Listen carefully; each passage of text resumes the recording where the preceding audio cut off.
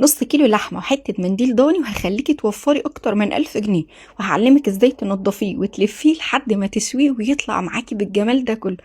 احلى طرب ممكن تعمليه، واحلى تتبيلة وخلطة ممكن تتعمل للطرب الضاني او العجال. يعني ايا كان نوع اللحمة اللي هتستعمليها، فانا هقولك ازاي تظبطيها. اللهم صل وسلم وبارك على سيدنا محمد وعلى اله وصحبه اجمعين. الاول انا عندي نص كيلو من اللحمة. انا هنا عامله ميكس ما بين اللحمه الضاني وما بين اللحمه العجال. هحتاج ليه وبعدين كبار من البقدونس او الكرفس متقطعين، نص واحده فلفل اصفر احمر سوري متقطعه، وقرنين فلفل سبايسي، وفلفله كبيره خضراء، ونص طماطمايه واخدين القشر بس بتاعها من بره او اللحمه من بره ومش واخدين القلب. قطعوهم باصغر تقطيعه تقدروا عليها. عشان الخلطة الحلوة بقى هنحتاج لمعلقة كبيرة من بهارات المشاوي، ونص معلقة صغيرة من الثوم البودرة، ونص معلقة صغيرة من البصل البودرة، ونص معلقة من البابريكا، نص معلقة من الفلفل الأسود، ومعلقة صغيرة من الملح. هنخلط الكلام ده كله نص خلطة كده، وقبل ما نكمل خلط هننزل عليه بصلاية كبيرة مبشورة بميتها عادي، ما تصفوش المية ولا أي حاجة. لازم نفضل ندعك في الكلام ده كتير قوي، اعجنوه كويس قوي مع بعضه كده لحد ما الأنسجة بتاعته تكون متداخلة، وسيبوه كده يرتاح على جنب حوالي ربع ساعة. عندي بقى هنا كده منديل ضاني، تقدروا طبعا تكونوا مستعملينه فريش او يكون من الفريزر ايا كانت الطريقه. طب احنا هنا اللي عندنا ده خارج من الفريزر، وانا استنيته لما فك وتمام كده. حط عليه معلقه كبيره من الخل، ومعلقه كبيره من الملح، ومعلقه كبيره من السكر. هنقعهم لمده 10 دقايق في شويه من الميه البارده او الدافيه سوري، الميه الدافيه علشان تخليه معانا طري كده ويتلف بسهوله. هبدا بقى كده على البلانشيتا بتاعتي ان انا افرده كده بالحجم اللي يناسبني.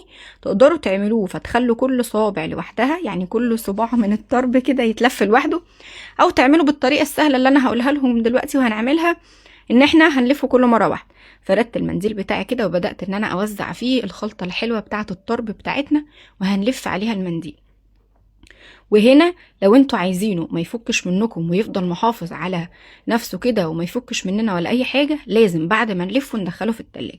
طيب وده اول حاجة. تاني حاجة ان احنا نعمل اكتر من لفة علشان يكون هو اصلا بيبقى دسم، يعني هو اوريدي لازم بيكون طعمه دسم شوية. انتوا بقى ولادكم مش بيحبوه فهتكتفوا بلفة واحدة، وهقول لكم تتصرفوا معاه ازاي. هنا برضو دي طريقة علشان لو هنلف صوابع كده واحدة واحدة. وبعدين طويل بقى بتاعنا بعد ما خرج من التلاجة نبدأ ان احنا كده نقطعه بالحجم اللي يناسبنا. تقدروا تعملوا حجم الصوابع صغير او كبير زي ما تحبوا، وما تقلقوش مش هيفك منكم ولا اي حاجة بسبب التقطيعة دي، لا بالعكس هي هتبقى حلوة معاكم قوي.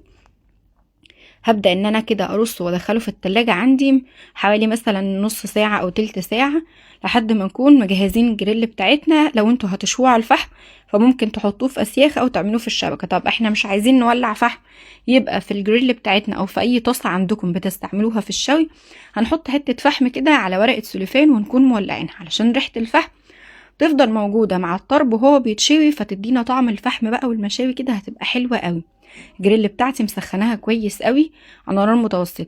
طيب بننزل الطرب بتاعنا على الناحيه المفتوحه، يعني بصوا هنا كده بنحطه على الجنب المفتوح مش المقفول، سوري بنحطه على الجنب المقفول مش الجنب المفتوح، يعني اخر اللفه بتاعتنا.